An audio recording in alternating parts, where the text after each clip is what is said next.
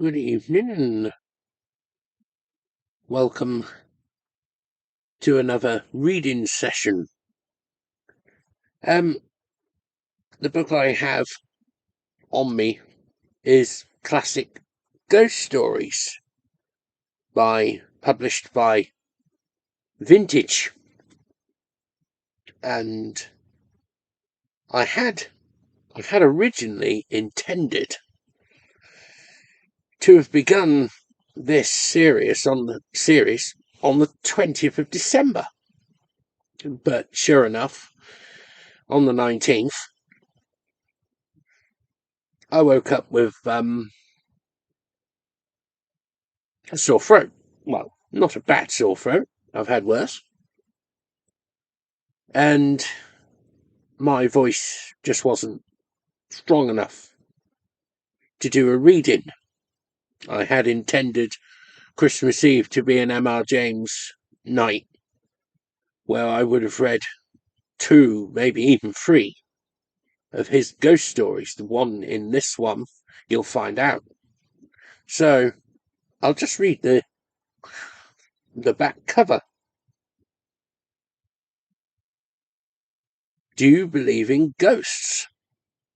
As the winter nights draw in and the cosy fire casts curious shadows about the room, you may find yourself dwelling on those unexplained frights.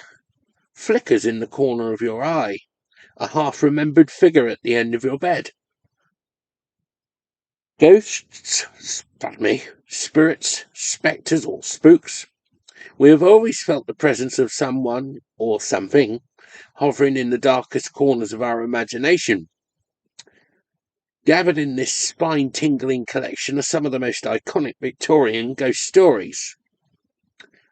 From Charles Dickens's The Signalman, which is the one I'm going to do tonight, to the one that I was going to do on Christmas Eve, M.R. James's A Warning to the Curious, alongside more unexpected contributions from masters of the form, such as J.S. Le Fanu and H.G. Wells, of all people. You may think you don't believe in ghosts, but these stories will haunt you nonetheless. So, with that in mind, let's start with possibly one of the more famous ghost stories, The Signalman by Charles Dickens. So, Charles Dickens was born in Hampshire on the 7th of February, 1812. His father was a clerk in the Navy Pay Office, who was well paid but often ended up in financial troubles. When Dickens was 12 years old, he was sent to work in a shoe polish factory because his family had been taken to the debtor's prison. His career as a writer of fiction,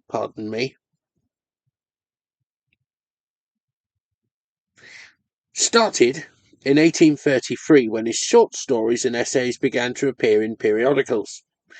The Pickwick Papers, his first commercial success, was published in 1836. In the same year, he married the daughter of his friend George Hogarth, Catherine Hogarth. Oliver Twist and many other novels followed. The Old Curiosity Shop brought Dickens international fame, and he became a celebrity in America as well as Britain. He separated from his wife in 1858. Charles Dickens died on 9th of June 1870, leaving his last novel, The Mystery of Edwin Drood, unfinished. He is buried in Poets' Corner in Westminster Abbey. So,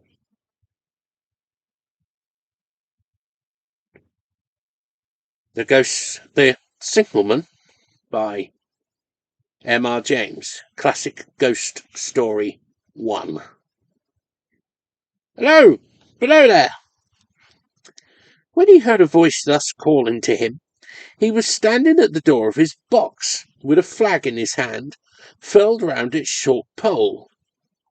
One would have thought, considering the nature of the ground, that he could not have doubted from what quarter the voice came.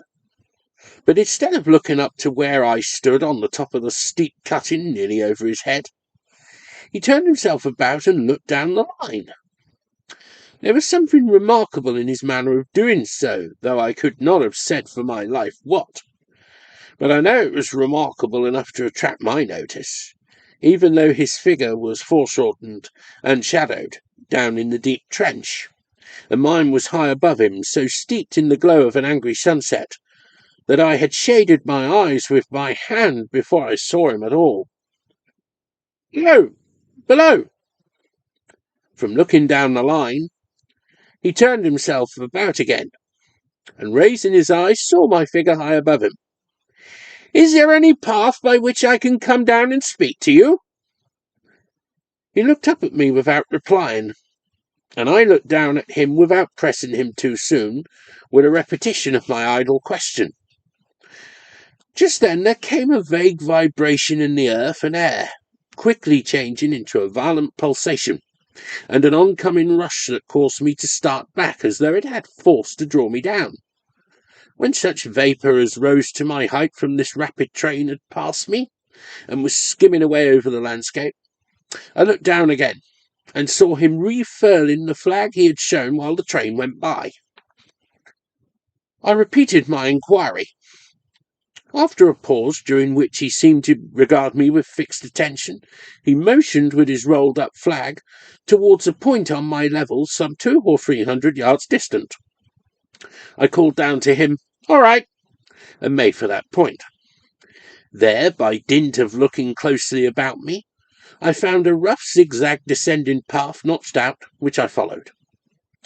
The cutting was extremely deep and unusually precipitate.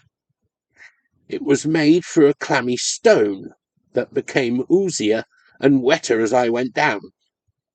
For these reasons, I found the way long enough to give me time to recall a singular air of reluctance or compulsion with which he had pointed out the path.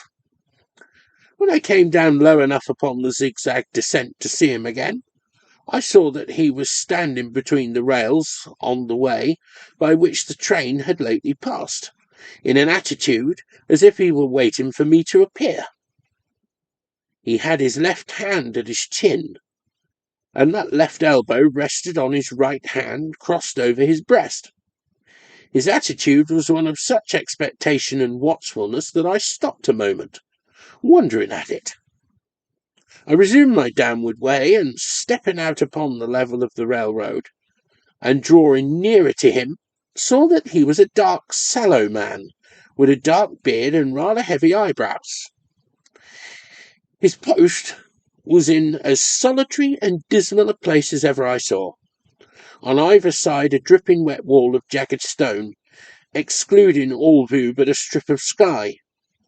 The perspective one way only a crooked prolongation of this great dungeon, the shorter perspective in the other direction terminating in a gloomy red light, and the gloomier entrance to a black tunnel, in whose massive architecture there was a barbarous, depressing and forbidden air.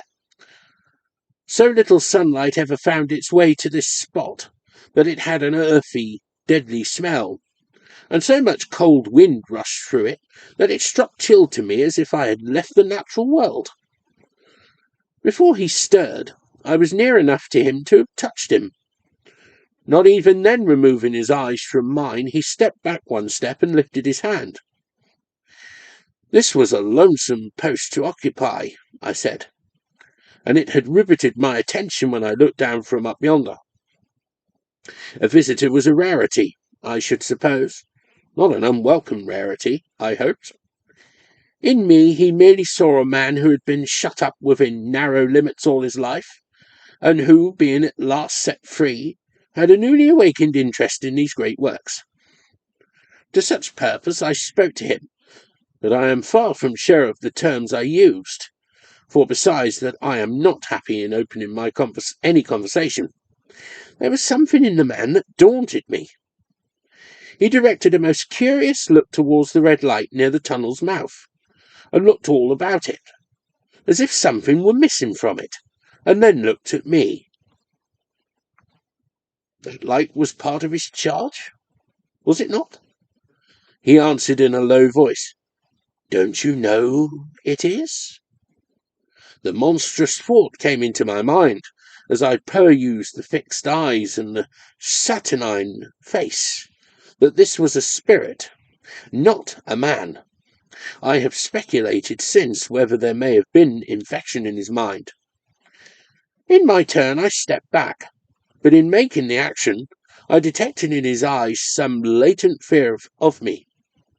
This put the monstrous thought to flight.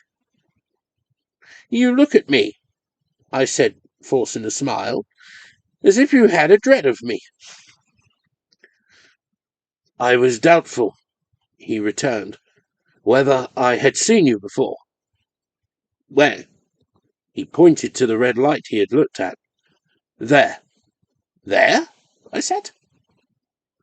Intently watchful of me, he replied, but without sound, "Yes." "My good fellow, what should I do there?" "However, be that as it may, I never was there, you may swear." "I think I may," he rejoined. "Yes, I am sure I may." His manner cleared like my own. He replied to my remarks with readiness and in well-chosen words. Had he much to do there?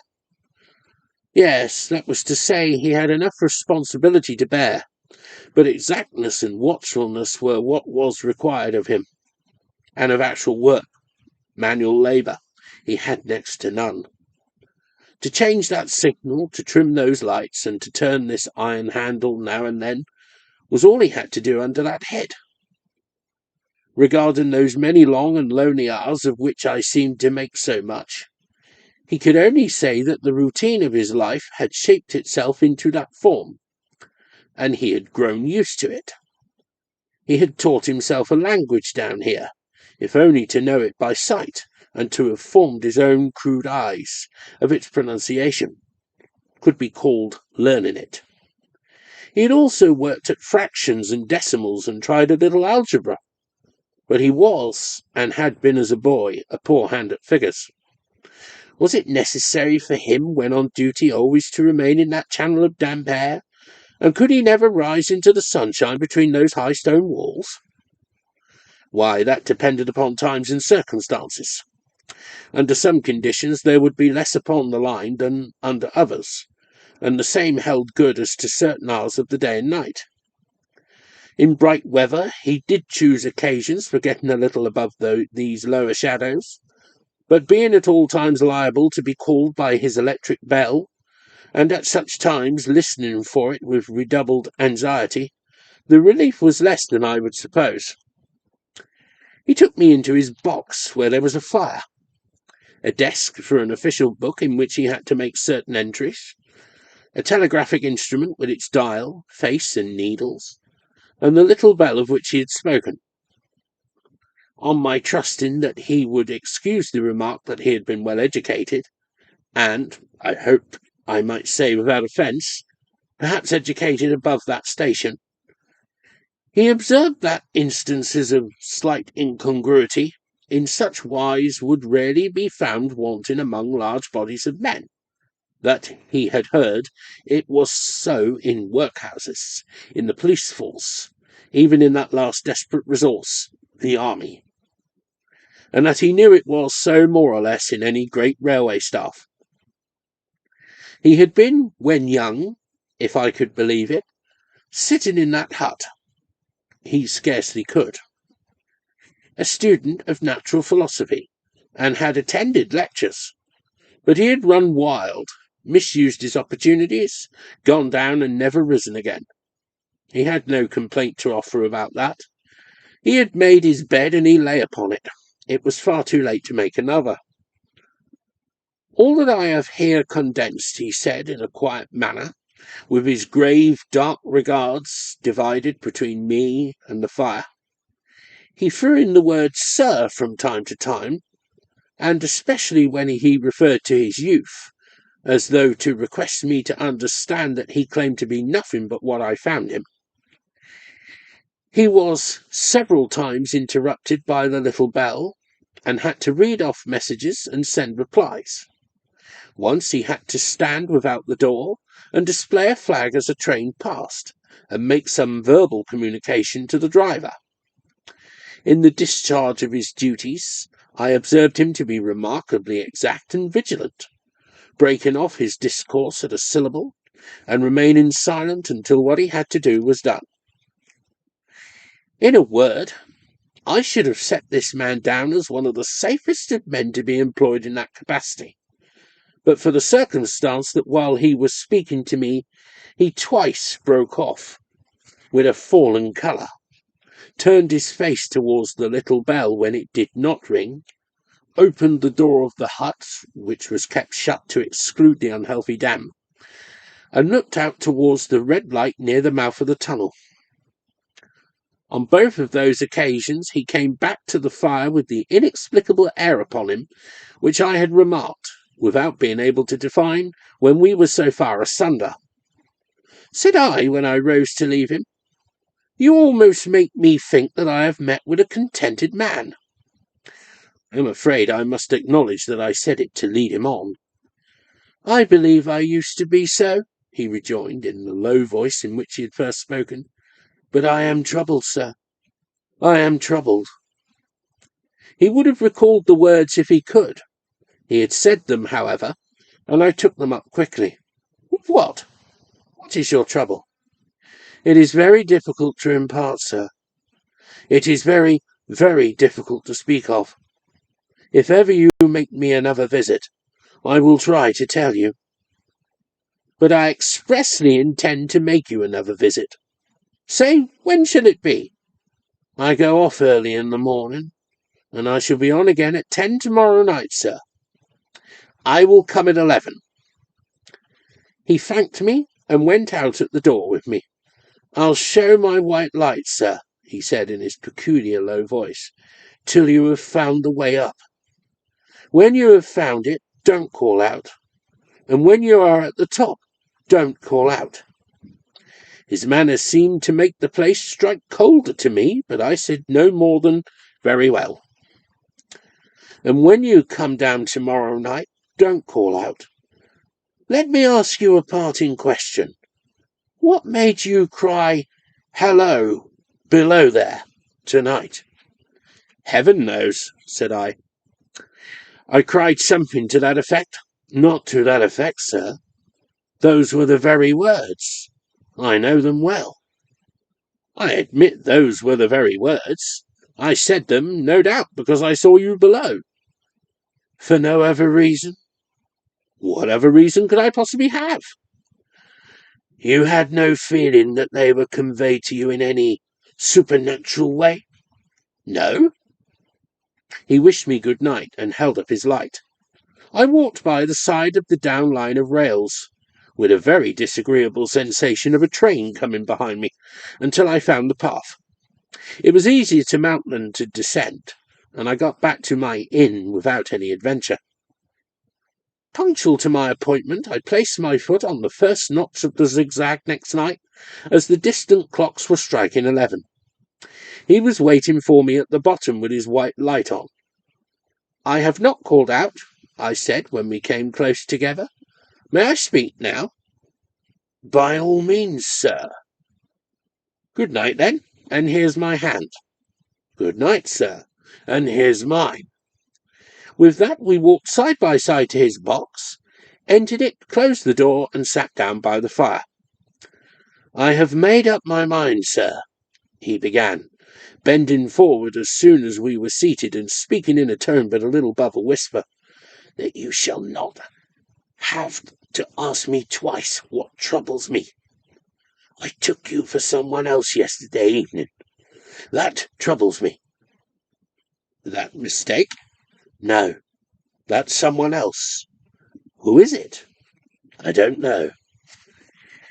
"Like me?" "I don't know. I never saw the face. The left arm is across the face, and the right arm is waved, violently waved. This way." I followed his action with my eyes, and it was the action of an arm gesticulating with the utmost passion and vehemence. "For God's sake, clear the way." One moonlight night, said the man. "I was sitting here when I heard a voice cry, 'Hello, below there!' I started up, looked from that door, and saw this someone else standing by the red light near the tunnel, waving as I just now showed you. The voice seemed hoarse with shouting, and it cried, 'Look out! Look out!' And then again, 'Hello! Below there! Look out!' I caught up my lamp, turned it on red, and ran towards the figure, calling, 'What's wrong? What has happened? Where?' It stood just outside the blackness of the tunnel. I advanced so close upon it that I wondered at its keeping the sleeve across its eyes. I ran up at it, and had my hand stretched out to pull the sleeve away when it was gone. 'Into the tunnel?' said I. 'No. I ran on into the tunnel 500 yards. I stopped and held my lamp above my head, and saw the figures of the measured distance, and saw the wet stains stealing down the walls and trickling through the arch. I ran out again faster than I had run in, for I had a mortal abhorrence of the place upon me, and I looked all round the red light with my own red light, and I went up the iron ladder to the gallery atop of it, and I came down again and ran back here. I telegraphed both ways. An alarm has been given. Is anything wrong? The answer came back both ways, 'All well.' Resisting the slow touch of a frozen finger tracing out my spine, I showed him how that this figure must be a deception of his sense of sight, and how that figures originating in disease of the delicate nerves that minister to the functions of the eye were known to have often troubled patients, some of whom had become conscious of the nature of their affliction, and had even proved it by experiments upon themselves. As to an imaginary cry, said I, do but listen for a moment to the wind in this unnatural valley while we speak so low, and to the wild harp it makes of the telegraph wires. That was all very well, he returned, after we had sat listening for a while, and he ought to know something of the wind and the wires. He who so often passed long winter nights there, alone and watching, but he would beg to remark that he had not finished. I asked his pardon, and he slowly added these words, touching my arm. Within 6 hours after the appearance, the memorable accident on this line happened, and within 10 hours, the dead and wounded were brought along through the tunnel, over the spot where the figure had stood. A disagreeable shudder crept over me, but I did my best against it. It was not to be denied, I rejoined, that this was a remarkable coincidence, calculated deeply to impress his mind. But it was unquestionable that remarkable coincidences did continually occur, and they must be taken into account in dealing with such a subject. Though to be sure, I must admit, I added, for I thought I saw that he was going to bring the objection to bear upon me, men of common sense did not allow much for coincidences in making the ordinary calculations of life. He again begged to remark that he had not finished. I again begged his pardon for being betrayed into interruptions. This, he said, again laying his hand upon my arm and glancing over his shoulder with hollow eyes, was just a year ago. 6 or 7 months passed, and I had recovered from the surprise and shock, when one morning, as the day was breaking, I, standing at the door, looked towards the red light and saw the spectre again. It's my spine now. He stopped with a fixed look at me. Did it cry out? No, it was silent. Did it wave its arm? No. It leaned against the shaft of the light with both hands before the face. Like this. Once more I followed his action with my eyes. It was an action of mourning. I have seen such an attitude in stone figures on tombs. Did you go up to it? I came in and sat down, partly to collect my thoughts, partly because it had turned me faint. When I went to the door again, daylight was above and the ghost was gone. But nothing followed. Nothing came of this. He touched me on the arm with his forefinger twice or thrice, giving a ghastly nod each time. That very day, as a train came out of the tunnel, I noticed at a carriage window on my side what looked like a confusion of hands and heads, and something waved. I saw it just in time to signal the driver. Stop! He shut off and put his brake on, but the train drifted past here 150 yards or more. I ran after it, and as I went along heard terrible screams and cries. A beautiful young lady had died instantaneously in one of the compartments, and was brought in here and laid down on this floor between us. Involuntarily I pushed my chair back as I looked from the boards, at which he pointed to himself. True, sir, true. Precisely as it happened, so I tell it you. I could think of nothing to say to any purpose, and my mouth was very dry. The wind and the wires took up the story with a long lamenting wail. He resumed, Now, sir, mark this, and judge how my mind is troubled. The spectre came back a week ago. Ever since it has been there, now and again, by fits and starts. At the light? At the danger light. What does it seem to do? He repeated, if possible with increased passion and vehemence, that former gesticulation of, For God's sake, clear the way. Then he went on, I have no peace or rest from it. It calls to me for many minutes together, in an agonized manner. Below there! Look out! Look out! It stands waving to me. It rings my little bell. I caught at that. Did it ring your bell yesterday evening when I was here, and you went to the door? Twice. Why, see, said I, how your imagination misleads you. My eyes were on the bell, and my ears were open to the bell, and if I am a living man, it did not ring at those times. No, nor at any other time, except when it was rung in the natural course of physical things by the station communicating with you. He shook his head. I have never made a mistake as to that yet, sir. I have never confused the spectre's ring with the man's. The ghost's ring is a strange vibration in the bell that it derives from nothing else, and I have not asserted that the bell stirs to the eye. I don't wonder that you failed to hear it, but I heard it. And did the spectre seem to be there when you looked out? It was there. Both times? He repeated firmly. Both times. Will you come to the door with me and look for it now?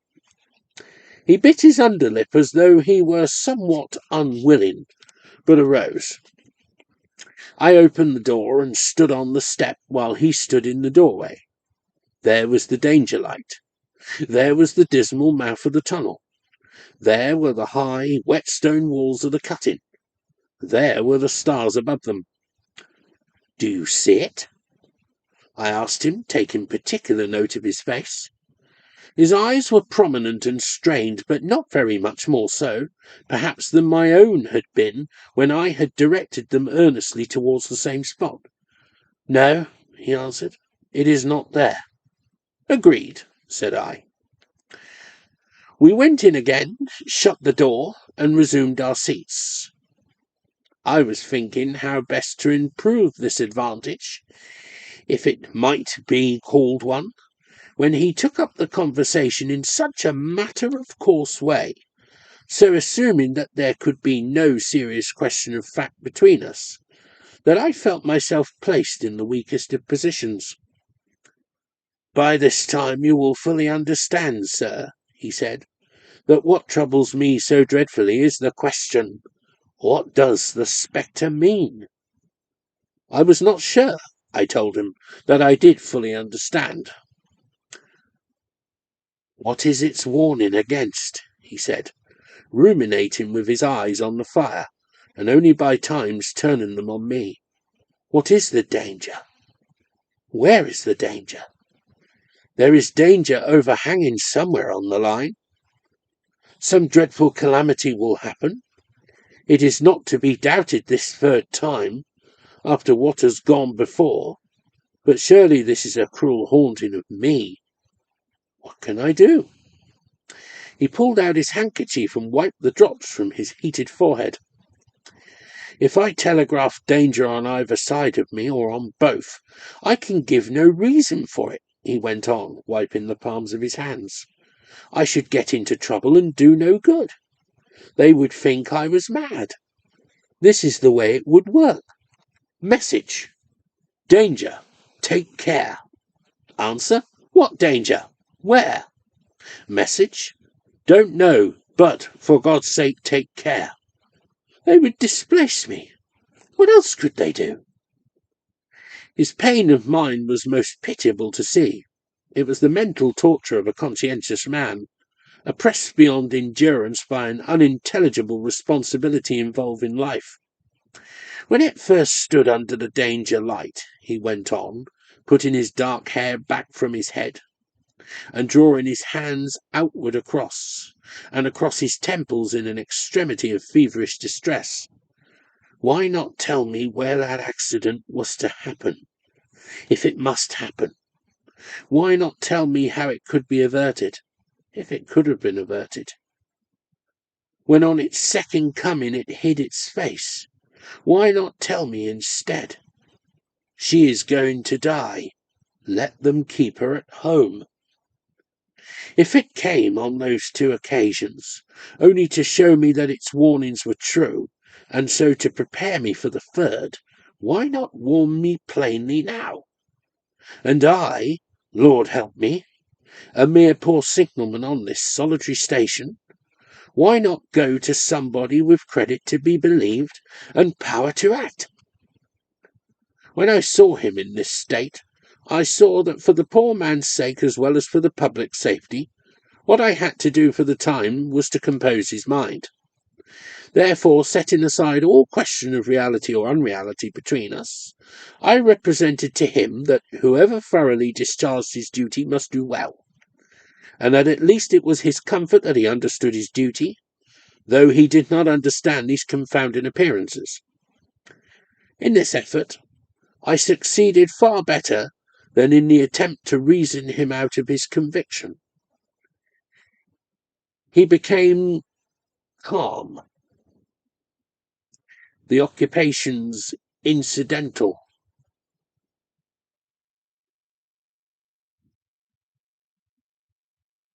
to his post, as the night advanced, began to make larger demands on his attention, and I left him at 2 in the morning. I had offered to stay through the night, but he would not hear of it. That I more than once looked back at the red light as I ascended the pathway, that I did not like the red light, and that I should have slept but poorly if my bed had been under it, I see no reason to conceal, nor did I like the two sequences of the accident and the dead girl. I see no reason to conceal that either. But what ran most in my thoughts was the consideration, how ought I to act, having become the recipient of this disclosure? I had proved the man to be intelligent, vigilant, painstaking, and exact, but how long might he remain so in his state of mind? Though in a subordinate position, still he held a most important trust, and would I, for instance, like to stake my own life on the chances of his continuing to execute it with precision. Unable to overcome a feeling that there would be something treacherous in my communicating what he had told me to his superiors in the company, without first being plain with himself and proposing a middle course to him, I ultimately resolved to offer to accompany him, otherwise keeping his secret for the present, to the wisest medical practitioner we could hear of in those parts, and to take his opinion. A change in his time of duty would come round next night. He had apprised me, and he would be off an hour or two after sunrise. and on again soon after sunset. I had appointed to return accordingly. Next evening was a lovely evening, and I walked out early to enjoy it. The sun was not yet quite down when I traversed the field path near the top of the deep cutting. I would extend my walk for an hour, I said to myself, half an hour on and half an hour back, and it would then be time to go to my signalman's box. Before pursuing my stroll, I stepped to the brink and mechanically looked down from the point from which I had first seen him. I cannot describe the thrill that seized upon me when, close at the mouth of the tunnel, I saw the appearance of a man with his left sleeve across his eyes, passionately waving his right arm. The nameless horror that oppressed me passed in a moment, for in a moment I saw that this appearance of a man was a man indeed, and that there was a little group of other men, standing at a short distance, to whom he seemed to be rehearsing the gesture he made. The danger light was not yet lighted. Against its shaft a little low hut, entirely new to me, had been made of some wooden supports and tarpaulin. It looked no bigger than a bed. With an irresistible sense that something was wrong, with a flash in self-reproachful fear that fatal mischief had come of my leaving the man there, and causing no one to be sent to overlook or correct what he did, I descended the notched path with all the speed I could make. "What is the matter?" I asked the men. "Signalman killed this morning, sir." "The man belonging to that box?" "Yes, sir." "Not the man I know." "You will recognize him, sir, if you knew him," said the man, who spoke for the others, solemnly uncovering his own head and raising the end of the tarpaulin, "for his face is quite composed." "Oh, how did this happen? How did this happen?" I asked, turning from one to another as the hut closed in again. "He was cut down by an engine, sir. No man in England knew his work better, but somehow he was not clear of the outer rail. It was just at broad day. He had struck the light and had the lamp in his hand. As the engine came out of the tunnel, his back was towards her, and she cut him down. That man drove her, and was showing how it happened. Show the gentleman, Tom." The man, who wore a rough dark dress, stepped back to his former place at the mouth of the tunnel. "Coming round the curve in the tunnel, sir," he said. "I saw him at the end like as if I saw him down a perspective glass. There was no time to check speed, and I knew him to be very careful. As he didn't seem to take heed of the whistle, I shut it off when we were running down upon him, and called to him as loud as I could call." "What did you say?" "I said, 'Below there! Look out! Look out! For God's sake, clear the way!'" I started. It was a dreadful time, sir. I never left off calling to him. I put this arm before my eyes not to see, and I waved this arm to the last. But it was no use. Without prolonging the narrative to dwell on any one of its curious circumstances more than on any other, I may, in closing it, point out the coincidence that the warning of the engine driver included not only the words which the unfortunate signalman had repeated to me as haunting him, but also the words which I myself, not he, had attached, and that only in my own mind, to the gesticulation he had imitated.